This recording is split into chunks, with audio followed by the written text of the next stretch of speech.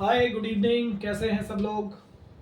After a long time एक video फिर से आपके लिए मैं तैयार कर रहा हूँ। जब टाइम होता है तो मेरे पास ये बेस्ट पॉसिबल वर्क होता है जो मैं करता हूँ। ठीक है, तो आज का जो टॉपिक है बड़ा इंटरेस्टिंग टॉपिक है, फैक्टर्स। ऑलराइट, अभी देखो इंटरेस्टिंग किस लिए है कि एक तो ये बेनिफिशियल होने वाला है specially class 8th class 9th students के लिए।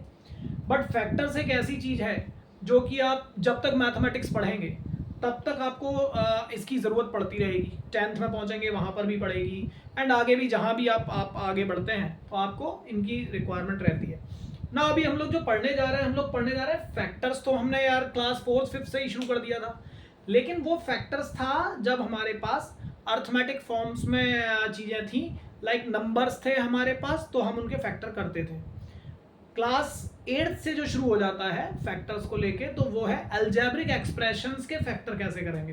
तो यहाँ जो हम फैक्टर्स की बात करने वाले हैं, डोंट गेट इनटू दैट कि हम वो बचपन वाले फैक्टर्स करने वाले हैं। वो बचपन वाले फैक्टर्स हम नहीं कर रहे हैं, वो हम कर चुके हैं।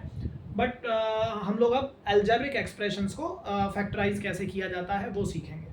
तो यार देखो, बड़ी सिंपल सी बात है कि फैक्टर्स का जो फंडामेंटल मीनिंग है ना, फंडामेंटल मीनिंग क्या है, वो तो सेम ही रहने वाला है, वो कहीं नहीं बदलने वाला। मैथमेटिक्स की किसी भी ब्रांच में हो, चाहे आप अलजेब्रा में कर रहे हो, चाहे आप अर्थमेटिक्स में कर रहे हो, चाहे कहीं भी कर रहे हो।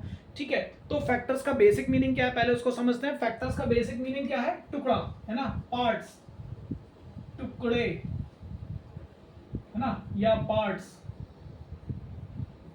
तो जैसे बचपन में हम लोगों ने पढ़ा है कि अर्थमेटिक्स में जब मैं बात कर रहा हूँ तो वहां पर कि मेरे को एक नंबर दे दिया जी आपने, लेट से आपने मुझे एक नंबर दे दिया 27, और 27 के आपने मुझे बोला फैक्टर्स करो। स्पेशली हम उस टाइम प्राइम फैक्टर्स की बात करते थे, तो हम ऐसे नंबर्स ढूंढते थे, इसके ऐसे टुकड़े ढूंढते थे, है ना, जिनसे ये वापस से बन जाए प्रोडक्ट करके।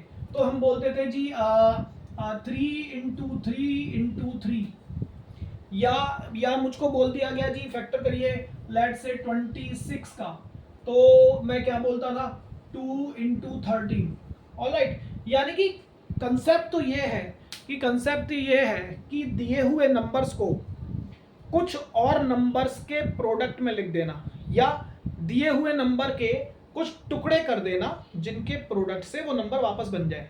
जैसे ये आपने पार्ट्स कर दिए, टुकड़े कर दिए 26 के। अच्छा, फर्दर नहीं होने चाहिए। प्राइम फैक्टर्स में हम ये पढ़ते थे कि भाई सारे कर दो जितने हो सकते हैं, उसके बाद ना हो, तो प्राइम नंबर्स ही आ जाते हैं।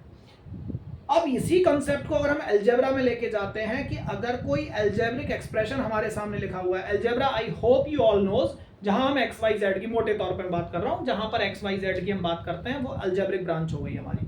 तो अगर कोई अलजेब्रिक एक्सप्रेशन लिखा हुआ है, कोई अलजेब्रिक एक्सप्रेशन लिखा हुआ है, तो इसके फैक्टर करने का मतलब क्या है?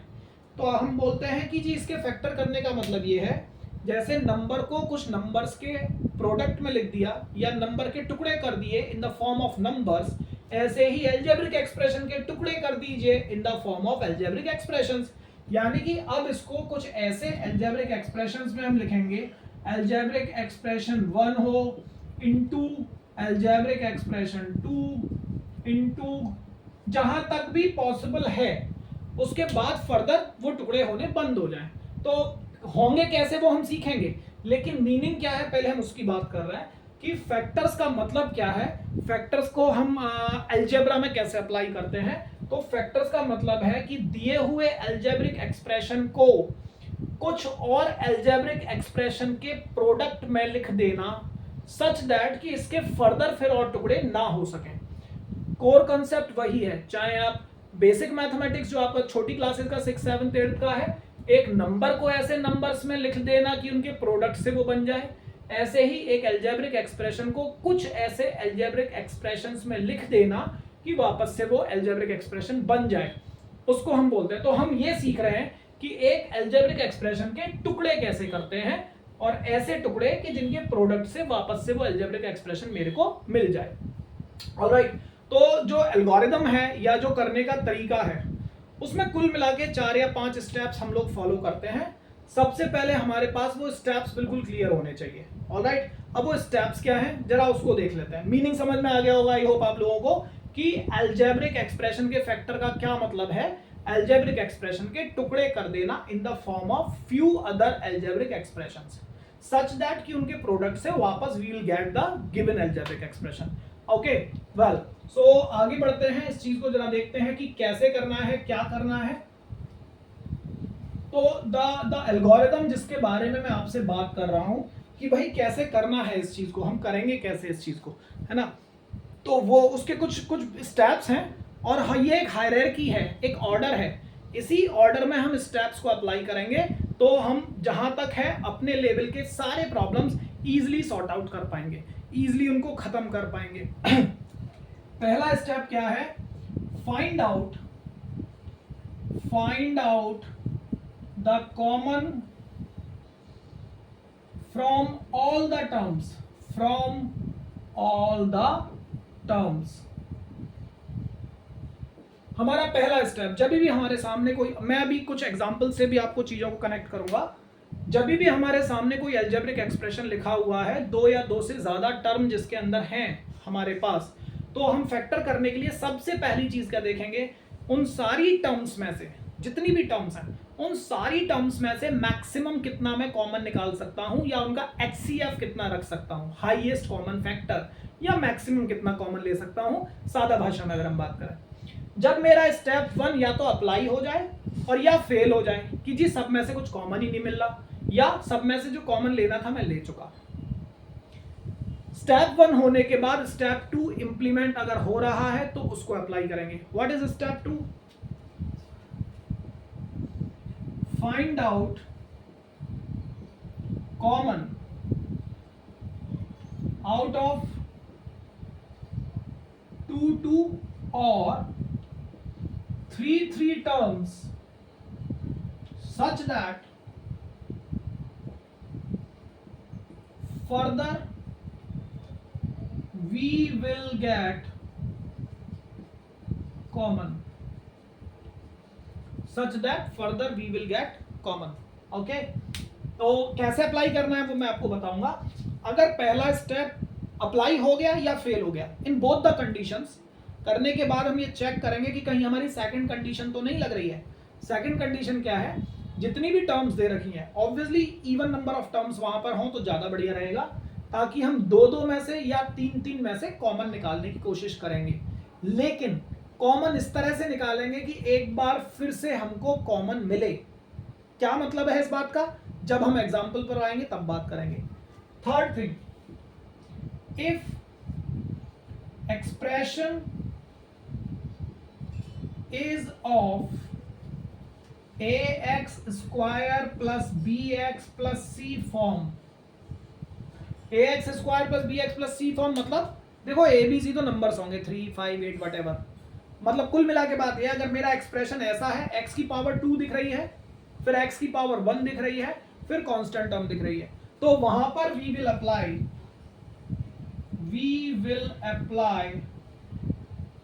मिडिल टर्म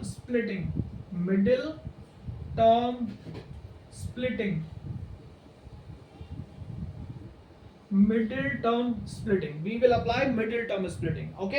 अगर ऐसा दिखता है, even I am not saying कि सारे सवाल मिडिल टर्म स्प्लिटिंग से हो जाएंगे, but yes class 8th 9th level का, इवन क्लास 10th लेवल का भी, और उसके आगे भी बहुत सारी प्रॉब्लम्स इससे हो जाती हैं। 8th और 9th में तो मोस्टली सभी हो जाएंगी, ठीक है। अगर फॉर्मेट ये है, अगर एक्सप्रेशन ऐसा है और मेरा पहला स्टेप फेल हो चुका है या लग चुका है, दूसरा स्टेप फेल हो चुका है या लग चुका है, उसके बाद फर्दर अगर मेरे पास ऐसा बचता है ax की power 2 plus bx plus c जैसा कुछ बचता है, तो आई विल ट्राई कि उसके फैक्टर में मिडिल टर्म स्प्लिटिंग से करूंगा। ये कैसे करते हैं आई विल टेल यू। जब ये तीनों स्टेप्स आपके लग जाएं या फेल हो जाएं, तो फिर आप ढूंढने की कोशिश करेंगे कि जो आपको क्वेश्चन दे रखा है उसके अंदर कोई आइडेंटिटी का फॉर्मेट तो नहीं है। Identity, you can say these are the readymade factors, you can say the formulas, you can say whatever you want to say, टुकड़े, पार्ट्स और ऑल दैट, ये रेडीमेड है। अगर वो फॉर्मेट आपको मिल गया, अगर उस पैटर्न पर सवाल आपको मिल गया, तो उसके रेडीमेड फैक्टर आप कर देते हैं। जैसे कुछ आइडेंटिटीज जो क्लास 8th में है, वो बेसिकली हमारी 3 आइडेंटिटीज हैं, तो फोर्थ स्टेप हमारा लगेगा कि हम क्या अप्लाई करेंगे, आइडेंटिटीज अप्लाई करेंगे। वो आइडेंटिटीज क्या क्या है? पहली आइडेंटिटी है A square plus 2ab plus B square. अगर ऐसा कहीं मुझे दिखता है, अगर इस तरह का फॉर्मेट मुझे कहीं दिखता है जहां एक नंबर की पावर 2, एक टर्म में मुझे परफेक्ट स्क्वायर मिल रहा है, दूसरी टर्म में भी मुझे परफेक्ट स्क्वायर मिल रहा है, एंड देन उनका 2ab मुझे मिल रहा है, तो इसके रेडीमेड फैक्टर, इसके डायरेक्ट फैक्टर में लिख सकता हूं। क्या होंगे भाई? a plus B into A plus B. देखो एक एक्सप्रेशन को आपने दो एक्सप्रेशन के टुकड़ों में लिख रखा है। हाँ ये और बात है, इसको फिर ऐसे भी लिख सकते हैं, a प्लस बी का होल स्क्वायर। सेम पैटर्न पर दूसरी आइडेंटिटी क्या है? अगर कहीं ये लिखा हुआ है A square minus 2ab plus B square, तो इसके रेडीमेड फैक्टर मुझे कुछ करने की जरूरत ही नहीं है। अगर मुझे ये पैटर्न दिख गया, अगर ये मुझे फॉर्मेट दिख गया, इसके डायरेक्ट फैक्टर्स में जानता हूं क्या होते हैं, a minus B into A minus B. ये और बात है, उसको ऐसे भी लिख सकते हैं। तो किया क्या, एक एक्सप्रेशन को दो एक्सप्रेशन के प्रोडक्ट में लिखा है। शुरुआत से बात यही चल रही है। अगर मुझे कहीं ये पैटर्न दिख गया, ए स्क्वायर माइनस बी स्क्वायर, इसके दो रेडीमेड फैक्टर होते हैं। क्या होते हैं? एक होता है ए प्लस बी और एक होता है ए माइनस बी। ये दो फैक्टर्स हैं, एक बार ऐड एक बार सब्ट्रैक्ट मल्टीप्लाई में। ऑलराइट, जो स्टूडेंट क्लास 8 तक पढ़ रहे हैं उनके लिए फैक्टराइजेशन का सिलेबस यहीं तक है। उनको 4 स्टेप्स में उनके यहाँ फैक्टराइजेशन की सारी प्रॉब्लम्स खत्म हो जाती हैं। फाइंड आउट द कॉमन, सारी टर्म्स में से अगर ये लगे या फेल हो, फिर सेकंड स्टेप दो या तीन टर्म्स में से कॉमन निकालने की कोशिश करिए। उसके बाद देखिए कहीं ये पैटर्न तो नहीं बनना है, ax की पावर 2 bx प्लस सी। मिडिल टर्म स्प्लिटिंग लगाइए, कैसे लगाते हैं हम उसकी बात करेंगे। और उसके बाद फिर हम आइडेंटिटीज अप्लाई करेंगे कि कहीं कोई रेडीमेड फैक्टर तो नहीं बन रहा है, कोई रेडीमेड पैटर्न तो नहीं बनना है जिसके, सॉरी पैटर्न तो नहीं बनना है जिसके फैक्टर मुझे सीधे सीधे याद होने चाहिए। ओके, इसके अलावा 4-5 आइडेंटिटी और हैं जो क्लास 9th में हमारे सामने आ जाएंगी। मैं उनको भी अभी लिख देता हूं सो दैट कि एक ही जगह पर फैक्टर्स की पूरी कहानी हमारी खत्म हो सके 8th से लेके 9th तक की। ऑलराइट, तो वो क्या है? There are few more identities. इसको हटा ही रहा हूं मैं, है ना। आई होप आप लोगों ने नोट कर लिया होगा।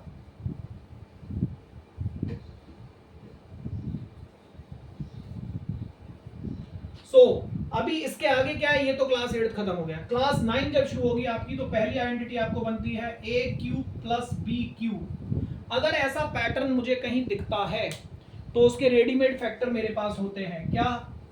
ए प्लस बी पहला bracket, A square plus B square minus A B. Alright, क्या हो रहा है, एक एक्सप्रेशन को दो एक्सप्रेशंस के प्रोडक्ट में फिर से आपने लिख दिया। ये इसके टुकड़े हो गए, पार्ट्स हो गए, फैक्टर हो गए। अगर कहीं ऐसा पैटर्न मुझे दिखता है तो मैं लिखूंगा a minus B A square plus B square plus A B. ये आइडेंटिटीज आपको याद होना चाहिए। अगर कहीं ऐसा पैटर्न मुझे दिखता है A cube plus B cube plus 3a square B plus 3ab square, इसके रेडीमेड फैक्टर होंगे a plus B into A plus B into A plus B, जिसको मैं कह सकता हूं a प्लस बी की power. Alright, so a cube power 3 को cube बोलते हैं, I hope you know. a cube plus B cube plus 3a square B plus 3ab square जैसा कहीं मुझे दिखता है तो मैं उसको क्या लिखता हूं, a plus B into A plus B. ऐसा नहीं लिखना चाहिए, हम तो डायरेक्ट वैसे ही लिखेंगे ना। ये मैंने क्यों लिखा है, आपको ये दिखाने के लिए कि देखो एक एक्सप्रेशन 3 अलग अलग एक्सप्रेशन के टुकड़ों में पहुंच गया, प्रोडक्ट में पहुंच गया। अगर ऐसा होता है a cube minus B cube minus 3a square B plus 3ab square, अगर ऐसा होता है तो इसके फैक्टर होंगे a माइनस बी का whole cube. Alright, after that तो ये कुल मिला के 4 हैं। प्लीज ध्यान रखें, हर आइडेंटिटी में एक एक्सप्रेशन साइड होती है, एक फैक्टर साइड होती है। फैक्टर साइड इस वाली आइडेंटिटी में, ये मैं सारी फैक्टर साइड लिख रहा हूं इधर कि ये फैक्टर है और ये एक्सप्रेशन है। फॉर्मेट ये होगा, फैक्टर्स ये होंगे। अगर कहीं मुझे ऐसा मिल जाता है A square plus B square plus C square plus 2ab plus 2bc plus 2ca, तो उसको मैं लिख सकता हूं a plus B plus C का होल स्क्वायर। इसके रेडीमेड फैक्टर मुझे ये मैं सीधे लिख दूंगा अगर मुझे पैटर्न दिख गया तो। ऑलराइट, इसके बाद अगर कहीं मुझे ऐसा दिखता है a cube plus B cube plus C cube minus 3abc अगर दिखता है, तो इसके फैक्टर्स क्या होंगे? इसके फैक्टर्स होंगे a plus B plus C, A square plus B square plus C square minus A B minus B C minus C A. ये क्लास 9 आ गई जी, यहां तक 8th आपकी खत्म हो गई। वैसे तो 8th 9th कहना गलत है, ये किसी के भी लिए बेनिफिशियल हो सकता है। हर वो स्टूडेंट जो कहीं फैक्टराइजेशन में लैक करता है, कहीं फैक्टराइजेशन में उसको दिक्कत होती है, तो हर उस स्टूडेंट के लिए बेनिफिशियल है। But academic point of view से सिलेबस ओरिएंटेड अगर हम बात करें तो class 8th 9th even class 10th में भी फैक्टराइजेशन, जब आप एक चैप्टर आता है क्वाड्रेटिक इक्वेशंस, वहां पर इसकी हेल्प आपको लेनी पड़ती है। ठीक है, तो यहां तक तो हमारे पास आइडेंटिटीज ऑलमोस्ट सारी आ गई हैं। अगर एक आध कहीं मिस हो रही होगी तो वो हम फर्दर कभी उसको देखेंगे। तो मैं वापस से पूरी बात पर आ रहा हूं कि अब देखो यहाँ हो क्या रहा है जी, एक एक्सप्रेशन है ये पूरा, इस एक्सप्रेशन को दो एक्सप्रेशन के टुकड़ों में आपने लिख दिया, फैक्टर्स हो गए। यहाँ पूरा एक एक्सप्रेशन था, इसमें भी 2 हैं। यहाँ पूरा एक एक्सप्रेशन था, इसके 3 पार्ट आपने किए। यहाँ पूरा था, इसके 3 पार्ट आपने किए। यहाँ पूरा था, उसके 2 पार्ट आपने किए। यहाँ पूरा, तो कुल मिला के फैक्टराइजेशन का जो मतलब है वो इतना सा है कि आप दिए हुए एक्सप्रेशन को कुछ अलग एक्सप्रेशन, उससे छोटे एक्सप्रेशंस के प्रोडक्ट में कन्वर्ट करना है। बात को समराइज अगर हम करें, करते कैसे हैं सर? तो करने का तरीका कुल मिला के 4 स्टेप्स हैं। स्टेप 1, सारी टर्म्स में से कॉमन ढूंढो। स्टेप 2, अगर सब में से कॉमन नहीं मिल रहा है तो 2-2 या 3-3 के ग्रुप बना के कॉमन निकालो, लेकिन वो कॉमन ऐसे निकालो कि फिर से एक बार कॉमन मिले। I will tell you. तीसरा स्टेप, अगर ये भी नहीं हो पा रहा है तो you can go for the middle term splitting, लेकिन उसके लिए एक पर्टिकुलर फॉर्मेट है। वो फॉर्मेट क्या है? अगर सवाल ऐसा होगा, अगर सवाल ऐसा होगा मतलब x की पावर 2 चाहिए, x चाहिए और फिर कांस्टेंट टर्म, यहां कोई x नहीं चाहिए। These are the numbers 3 4 5 whatever. अगर सवाल ऐसा होगा तो मिडिल टर्म स्प्लिटिंग अप्लाई कर सकते हैं और सवाल ज्यादातर हो जाते हैं। और सर ये भी ना हो तो फिर सवाल में ढूंढो भाई, क्या ढूंढो कि यार कोई फॉर्मेट दिख जाए इनमें से। ये कुल मिला के 1 2 3 4 5 6 7 8 9 फॉर्मेट है आपके सामने। इनमें से कोई भी फॉर्मेट आपको दिख जाए तो उसके रेडीमेड फैक्टर आपके पास होते हैं, डायरेक्ट फैक्टर्स आपके पास होते हैं, आप उसको कर सकते हैं। ऑलराइट, सो फैक्टर्स आपको कभी दिक्कत नहीं देगा अगर आप इन 4 स्टेप्स को 1 बाय 1 अप्लाई करेंगे। हम लोग गलती क्या करते हैं, सवाल देखा और हम सीधे अपना कुछ ना कुछ दिमाग उल्टा सीधा लगा के उसको करने की कोशिश करते हैं। If we follow the pattern, if we follow the hierarchy, if we follow the order, then question में कभी कोई ऐसा परेशान करने वाली चीज नहीं होती है। कुछ एक सवाल मैं इस पर आपको कनेक्ट करने की कोशिश करूंगा, रिलेट करने की कोशिश करूंगा। मैं देख लेता हूं अपने कलेक्शन में से कहीं से सवाल निकाल लेता है। ऑलराइट, आइडेंटिटीज याद करना हर स्टूडेंट की जिम्मेदारी है। अगर आप लोग आइडेंटिटीज को याद नहीं करेंगे, ऑल्दो आइडेंटिटी बन सकती हैं, हम खुद बना सकते हैं, इसका इसमें प्रोडक्ट कर दीजिए वो आ जाएगा, इसका इसमें प्रोडक्ट, बट वो that is a lengthy method और एग्जाम के टाइम पर हमको ये सब नहीं करना चाहिए। सो कुल मिला के 8-9 चीजें हैं, इनको आपको समझ के याद करना है या याद करके समझना है, it's all up to you. लेकिन इनको याद किए बिना आप फैक्टराइजेशन की उम्मीद नहीं कर सकते हैं। This is very much true. Alright, चलिए जी, कुछ सवालों से आज की बात को हम आगे बढ़ाएंगे।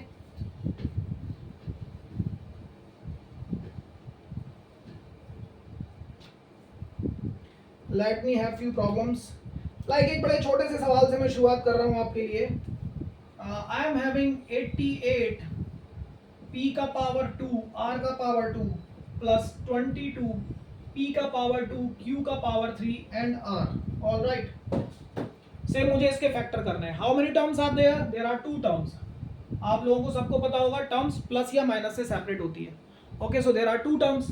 फैक्टर कैसे करना है सर? मेरे को बोला था स्टेप 1, वहीं से सोचूंगा, हमेशा वहीं से सोचूंगा, चाहे कुछ भी हो, कोई दिमाग नहीं लगाना फालतू इसके अलावा।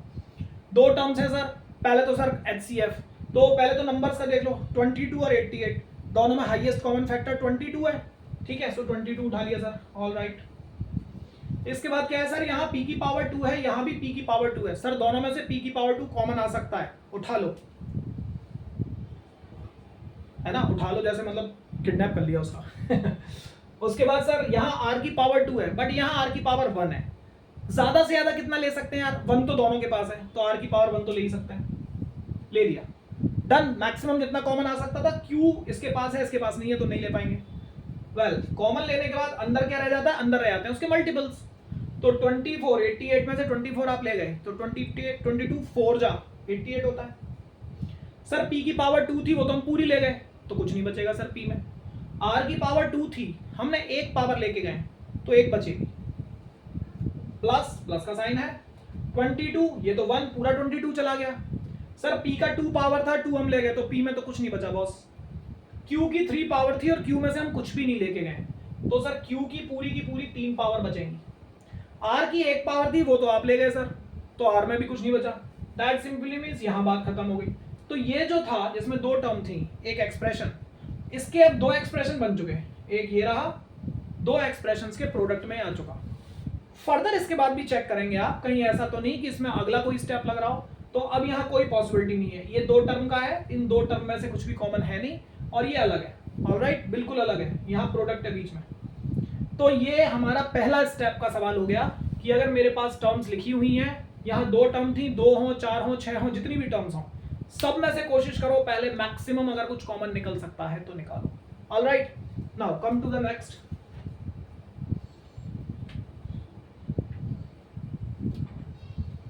Let's say I am given with a problem like 9 times of q square minus 45 times of pq plus 8 times of q minus 40 times of p। Okay, ठीक है जी, चलिए बहुत बढ़िया। अभी क्या करना है, how many terms are there, there are 4 terms, 1 2 3 and 4। पहला स्टेप कभी नहीं भूलेंगे, जरूर लगाएंगे, इंप्लीमेंट हो चाहे ना हो। सर चारों में से कुछ कॉमन, चारों में से सर q इस पर है, q इस पर है, q इस पर है, q इस पर नहीं है, p इस पर है, p इस पर है, p इन पर नहीं है। 9 और 45 में से तो कॉमन आ जाएगा, लेकिन चारों में से सर कुछ भी कॉमन इकलौता नहीं मिल रहा है। स्टेप 1 सर फेल हो गया, स्टेप 1 फेल हो गया, तो स्टेप 2 पर आओ, दो की ग्रुपिंग करो, इन दोनों की और इन दोनों की कर लेते हैं। ध्यान रखना स्टेप 2 में क्या बोला गया था, ग्रुपिंग करके कॉमन निकालो, लेकिन उसके बाद जो बचे उसमें से भी कॉमन आना चाहिए, तो ग्रुपिंग सही है, अदरवाइज ग्रुपिंग गलत हो गई है, ग्रुपिंग को चेंज करेंगे। खैर इस सवाल में अगर हम देखें सर, आगे वाले दोनों में से तो 9 कॉमन दिख रहा है, एक q की एक पावर, q की एक पावर, तो 9q निकाला जा सकता है। ओके, 9q हमने निकाल दिया, यहां क्या बचेगा, सिंपली q, यहां क्या बचेगा, 9 5 जा 45, और p तो हम लेके नहीं गए, ठीक है जी, ऑल राइट। सर इन दोनों में से क्या कॉमन है, सर इन दोनों में से तो ज्यादा से ज्यादा आप 8 ले सकते हो, 8 लेने के बाद इसमें क्या बचेगा, q, इसमें क्या बचेगा, 8 5 जा 40, और p तो हम लेके नहीं गए ना। तो सर हमने दो की ग्रुपिंग कर ली, लेकिन उसमें एक शर्त थी कि ग्रुपिंग ऐसे करो कि फर्दर आपको एक बार फिर से कॉमन मिले। तो पहले 4 टर्म थी, अब रह गई 2, एक, क्या इनमें से मुझे कुछ कॉमन मिल रहा है, हाँ सर कॉमन मिल रहा है, q माइनस 5p मुझे कॉमन मिल रहा है, दैट सिंपली मीन्स कि मेरी ग्रुपिंग सही हुई है। अगर मुझे कुछ कॉमन नहीं मिलता तो फिर मैं ग्रुपिंग बदलता, इसकी उसके साथ करके देखता, अलग अलग पेयर्स बनाता, बट यहाँ पर ठीक है। तो सर क्या हुआ, तो फिर से कॉमन मिल रहा है, तो फिर से कॉमन निकाल लीजिए, पूरा का पूरा q माइनस 5p उठा लीजिए, और अगर आपने ये ले लिया, इसके पास क्या बचेगा, ऑब्वियसली 9q, इसके पास क्या बचेगा, 8। फर्दर इससे ज्यादा नहीं टुकड़े हो सकते हैं, 2 टुकड़े आपने कर दिए, पूरा एक एक्सप्रेशन था, उसके 2 टुकड़े मल्टीप्लिकेशन में आपने डाल दिए। यहां पर हमने अप्लाई किया विच वन, स्टेप 2। पहला स्टेप काम नहीं किया, पहला स्टेप जब काम नहीं करेगा तो स्टेप 2 क्या बोलता है कि भाई जितनी भी टर्म्स हैं उनमें 2 या 3 की ग्रुपिंग करो, उन ग्रुपिंग में से फैच करो, जितना कॉमन निकाल सकते हो, लेकिन शर्त है जब आप ग्रुपिंग करके बाहर निकालें फर्दर जो बचे उसमें भी एक बार कॉमन होना चाहिए, अदरवाइज चेंज योर ग्रुपिंग, दूसरा ट्राई करो कुछ ग्रुपिंग का, है ना, पहले की दूसरे से ना करके पहले की तीसरे से करो फिर। तो बॉस ऊपर के 2 स्टेप्स पर 2 एग्जांपल आपके सामने मैं यहां पर कोट कर चुका हूं। अब आते हैं तीसरी चीज which is middle term splitting. बहुत ज्यादा इंपॉर्टेंट है, स्टूडेंट्स उसमें गलती भी बहुत ज्यादा करते हैं, अलग अलग तरीके से दिमाग चलाते हैं। मैं उसके सवाल आपको करके दिखाता हूं, ठीक है, समझने की कोशिश करेंगे कि ये मिडिल टर्म स्प्लिटिंग है क्या। ओके,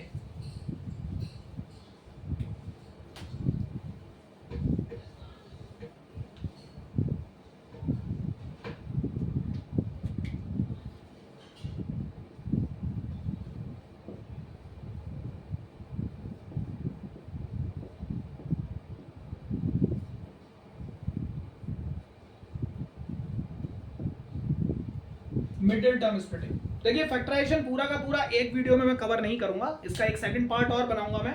पहले आप इसको जितना भी कुछ हम इसमें कवर करते हैं उसको प्रैक्टिस करिएगा अच्छे से, और उसके बाद फिर मैं इसमें एक second part that will be oriented to class 9th more और लेस, है ना। खैर, मिडिल टर्म स्प्लिटिंग मैं बता चुका हूं ये काम कब करता है। सर पहले तो ना ऐसा होना चाहिए, हमारा जो एक्सप्रेशन हो, जो प्रॉब्लम हो वो ऐसा हो। थोड़ा सा बढ़िया लिख के दिखाऊं,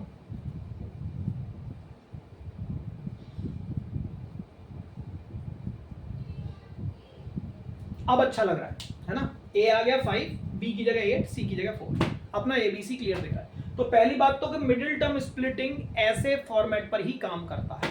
अब ये होता क्या है, इसको अप्लाई कैसे करता है। वैसे नाम से कुछ कुछ समझ में आ रहा है, मिडिल टर्म स्प्लिटिंग, बीच वाली टर्म को तोड़ दो, राइट। तोड़ते कैसे हैं वो देखेंगे। इसमें भी कुछ स्टेप्स हैं। पहला स्टेप है ए इंटू सी करिए। ए पोजीशन, ए किसको बोलते हैं, जो एक्स की पावर 2 के साथ होगा वो ए होगा। विच वन, एक्स की पावर 2 का कोफिशिएंट ए। सी क्या होगा, जो मेरी कांस्टेंट टर्म होगी जिसमें एक्स नहीं होगा। Okay, so this is A, this is B, this is C, हमेशा यही रहेंगे, भले ही ये आगे पीछे कर दिए गए हो। एक्स की पावर 2 के साथ जो होगा वही ए होगा, एक्स के साथ जो होगा वो बी होगा, एंड कांस्टेंट टर्म सी होगा। What is the first step, A into C. Step 1 क्या है, स्टेप 1 है ए इंटू सी, साथ ही साथ करते चलते हैं, 5 into 4 which gives you 20। Step 2 क्या है, स्टेप 2 है जो नंबर आया उसके फैक्टर कर दीजिए। स्टेप 2 20 के फैक्टर्स। बहुत सारे स्टूडेंट इसको एलसीएम बोलते हैं, यार एलसीएम मत बोला करो, ये फैक्टर हो रहा है ना।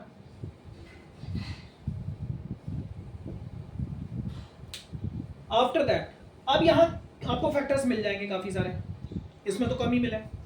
इन फैक्टर्स की हेल्प से आप 2 ऐसे नंबर बनाइए, किसको किसके साथ लेना है आप फ्री हो, जिसको चाहो उसके साथ मल्टीप्लाई करो, लेकिन 2 नंबर्स बनाओ जिनका हेल्प से b बनता हो। b मतलब फिलहाल 8। उनकी हेल्प से क्या मतलब है सर, मतलब या तो उनको जोड़कर या तो उनको घटाकर, इधर बाय एडिंग और सब्ट्रैक्टिंग। सर ये कैसे डिसाइड होगा, ऐड करेंगे या सब्ट्रैक्ट करेंगे, वो इस वाले साइन से डिसाइड होगा। c के आगे, कांस्टेंट टर्म के आगे जो साइन है, अगर प्लस का लग रहा होगा सवाल में तो आप ऐड करके b बनाएंगे, माइनस का लग रहा होगा तो आप सब्ट्रैक्ट करके b बनाएंगे। मेरी प्रॉब्लम में यहां माइनस लगा हुआ है, यानी कि यहां मुझे 2 नंबर ऐसे बनाने हैं जिनका सब्ट्रैक्शन 8 होता हो। तो मैंने कहा सर एक काम करते हैं, 5 2 को एक साथ ले लेते हैं और ये 2 अकेला, 1 तो जब जरूरत पड़े तो लो वरना मत लो। 5 2 जा होता है सर 10, ये तो एक ग्रुप अलग बन गया, 2 अकेला है सर, और 10 में से 2 माइनस करते हैं तो 8 बनता है, मुझे माइनस करके ही बनाना था। ऑलराइट, तो आपने कहा सर 8 की जगह 10 - 2 लिखो, तो हम इसको क्या लिख रहे हैं, 5x², यहां प्लस रहने दीजिए। And most of the student यहां मिस्टेक करते हैं, प्लीज ब्रैकेट लगा के स्प्लिट करा करिए, उसकी क्या वजह है आपको समझ में आ जाएगा अभी। तो 8 की जगह मैं क्या लिख रहा हूं, फिर पीछे x एंड -4, ये हो गई मिडिल टर्म स्प्लिट, इसीलिए इसका नाम लिखा गया है मिडिल टर्म स्प्लिटिंग, बीच वाली टर्म आपने स्प्लिट कर दी। अब यहां से ब्रैकेट खोल दीजिए। देखिए ब्रैकेट में जब आप लिखते हैं तो फायदा क्या है, कई बार सवाल में यहां निगेटिव होता है और जब हम ब्रैकेट नहीं लगाते उस निगेटिव का इंपैक्ट इस पे जाएगा, साइन चेंज होना चाहिए, और अगर हम ब्रैकेट नहीं लगाते हैं तो हम भूल जाते हैं और वो हमारी एरर हो जाती है। तो जब भी आप मिडिल टर्म को स्प्लिट करें, चाहे सब्ट्रैक्ट करके कर रहे हो चाहे ऐड करके कर रहे हो, ब्रैकेट में करें, सो दैट जब आप ब्रैकेट ओपन करेंगे तो आपको पिक्चर क्लियर रहेगा। सर ये तो 3 टर्म थी, आपने 4 बना दिया और बड़ा कर दिया इसको। अब ये आसान हो गया। यहां से स्टेप 2 में जाएंगे, दो दो की ग्रुपिंग। हर सवाल में, मोस्टली हर एक सवाल में जिसमें भी मिडिल टर्म स्प्लिटिंग लगेगा, यहां से फिर यही होने वाला है। इन दोनों में से 5x कॉमन, तो यहां मिलेगा x प्लस 2। अच्छा, इन दोनों में से क्या कॉमन? सर 2 कॉमन है। मसला ये है 2 प्लस का कॉमन लूं या माइनस का लूं। देखो, अगर मैं प्लस का 2 लेता हूं तो अंदर बचेगा माइनस का x और माइनस का 2। लेकिन मुझे एक बात बोली गई थी, ग्रुपिंग ऐसी करना कि उसके बाद फिर से कॉमन मिले। सर यहाँ तो कॉमन ही नहीं है, यहाँ x प्लस 2 है, माइनस एक्स माइनस 2 है, क्या किया जाए? यार तुमने एक मिस्टेक कर दी, तुम्हें प्लस 2 की जगह ना माइनस 2 ले लेते, एक माइनस और ले लेते। देखिए, जब आप माइनस बाहर लेते हैं तो भी ब्रैकेट के अंदर साइन चेंज होते हैं, और जब आप माइनस को अंदर मल्टीप्लाई करते हैं तो भी साइन चेंज होते हैं। तो अंदर साइन चेंज हो जाएगा, x अब किसका बचेगा? प्लस का। यहाँ जो 2 बचेगा वो किसका बचेगा? प्लस का। ओके, तो ठीक है, माइनस 2 लेने से हमारा काम चल रहा है, क्योंकि हमें फिर से कॉमन मिल रहा है। x प्लस 2 उठा लेते हैं, तो अब यहाँ क्या रह जाएगा? 5x, और यहाँ क्या रह जाएगा? Minus 2। This is your answer. Middle term splitting basically 3 steps. a into c number, do the factors of the number, उन नंबर्स के फैक्टर्स में से do such kind of grouping, दो नंबर्स बनाने हैं जिनका एडिशन या सब्ट्रैक्शन भी होता हो। ठीक है, एक सवाल में यहां लिख रहा हूं, अभी देखो फिर से देखना। 12x स्क्वायर प्लस 5 एंड क्या ले लें? 16x। ओके, मुझको बोला गया जी इसके फैक्टर कर दीजिए। चलो बहुत बढ़िया। पहले तो मैंने देखा यार x की 2 दिख रही है, x दिख रहा है, तो यार मिडिल टर्म स्प्लिटिंग लग सकता है। क्या करेंगे? पहला स्टेप क्या बोला? a इंटू सी, ये a ये c, 12 5 60 हो गया सर। दूसरा स्टेप क्या बोला? फैक्टर कर दीजिए, do factors, do factors. Sir in factors की ऐसी ग्रुपिंग करिए, अब इसमें से दो नंबर बनाने हैं जिनका एडिशन 16 बने। इस बार इस साइन को देखते हैं, एडिशन 16 बने तो क्या कर सकते हैं यार? सर 3 2 जा 6 एक जगह, और 5 2 जा 10 एक जगह, और 10 और 6 16 होता है। तो अब 16 को तोड़ेंगे कैसे? दिख गया ना, 6 और 10, 10 प्लस 9, 12x स्क्वायर, ब्रैकेट खोलेंगे, 10x plus 6x plus 5। Alright, अब क्या? अब तो जी 4 टर्म है, 2 2 का ग्रुप बनाते हैं मजे से। इसमें से क्या कॉमन आने वाला है? जल्दी से बोलो। 2x, isn't it? तो यहां क्या मिलेगा? 2 6 प्लस 5। इसमें क्या कॉमन है? सर कुछ भी नहीं है। कुछ नहीं है तो 1 तो होता ही है यार, प्लस का 1 ले लेते हैं, तो क्या मिलेगा? 6x plus. सर ग्रुपिंग कर ली, ग्रुपिंग कैसे पता लगेगी सही कर ली? अगर फिर से कॉमन दिखा तो ग्रुपिंग सही है, तो सही है यार, 6x प्लस 5 दिख रहा है, that simply mean 6x plus 5 फिर से ले लिया, तो now what we will get? 2x plus 1। So this is what कि मिडिल टर्म स्प्लिटिंग हम कैसे अप्लाई करते हैं। हालांकि लेवल्स बहुत ऊपर तक हो सकते हैं सवालों के, बट हाँ कंसेप्ट नहीं बदलने वाला है। ठीक है, तो मिडिल टर्म स्प्लिटिंग के ऊपर यहाँ पर ये 2 एग्जांपल्स मैंने आपको दिए हैं, और फर्दर टाइम मिलेगा तो मैं आगे आपके लिए कुछ हेल्प करता रहूंगा। वैसे क्लासरूम्स में तो आप लोग मिल ही रहे है ना, लेकिन जो लोग मेरे क्लास में नहीं आ पाते या हम नहीं मिल पाते, कभी कोशिश करूंगा कुछ अच्छे प्रॉब्लम्स आपके साथ शेयर करूं फैक्टर्स के ऊपर। ऑलराइट, सो जी ये कुल मिला के हमारा मिडिल टर्म स्प्लिटिंग स्टेप 3 तक की बात हम लोग कर चुके हैं। दिमाग में स्टेप रहने चाहिए। पहला स्टेप सब में से कॉमन मिल जाए बढ़िया, ना मिले स्टेप 2, जितनी टर्म्स हैं 2 2 या 3 3 की ग्रुपिंग करके उसमें से कॉमन, लेकिन ग्रुपिंग की कंडीशन है फिर से एक बार कॉमन मिलना चाहिए। स्टेप 3, अगर सवाल इस पैटर्न पर है ax square plus bx plus c, तो उसको मिडिल टर्म स्प्लिटिंग से कर सकते हैं। स्टेप्स क्या हैं इसके? पहले a इंटू सी करिए, नंबर मिलेगा, उस नंबर के फैक्टर्स करिए, वहां से 2 नंबर ऐसे निकालिए जिनका एडिशन या सब्ट्रैक्शन, ये कहां से डिसाइड होगा? c के आगे जो साइन है इससे डिसाइड होगा कि ऐड करना है या सब्ट्रैक्ट करना है। जैसे इस सवाल में c के आगे माइनस था तो सब्ट्रैक्ट करके 8 बनाया, इस सवाल में c के आगे प्लस था तो ऐड करके 16 बनाया। ऑलराइट, उसके बाद 4 टर्म मिलेंगी, फिर वही 2 2 में से कॉमन, और फिर उसके बाद एक बार और common. This is our third step, middle term splitting हम किस तरह से करते हैं। ऑलराइट, अभी इसके बाद जो बात बचती है वो रह जाती है हमारी आइडेंटिटी बेस्ड प्रॉब्लम्स के ऊपर। तो आइडेंटिटी बेस्ड प्रॉब्लम्स के लिए हम सेकंड वीडियो बनाएंगे इसका। होपफुली कोशिश करूंगा थोड़ा जल्दी बनाने की, इस बार तो थोड़ा तो टाइम नहीं रहता है, पूरे दिन क्लासेस रहती हैं। तो लेकिन इन 3 के ऊपर आप जम के प्रैक्टिस कर सकते हैं। आपका कोई क्वेरी आए तो मेरे से बात कर सकते हैं, लेकिन जिन लोगों को भी फैक्टर्स में दिक्कत है वो अभी इन 3 स्टेप्स के ऊपर पहले अच्छे से प्रैक्टिस करें। There are lots of problem. आपको R S Agarwal, R D Sharma, अच्छी बुक्स आप उठाइए, कोई उनमें बहुत सारे अच्छे अच्छे सवाल आपको मिल जाएंगे। चलो तब तक के लिए हम thank you very much. Next video का वेट करना, उसमें आपको अच्छे अच्छे सवाल दिखाता हूँ मैं आइडेंटिटी के ऊपर और इसके ऊपर भी। Thank you, bye.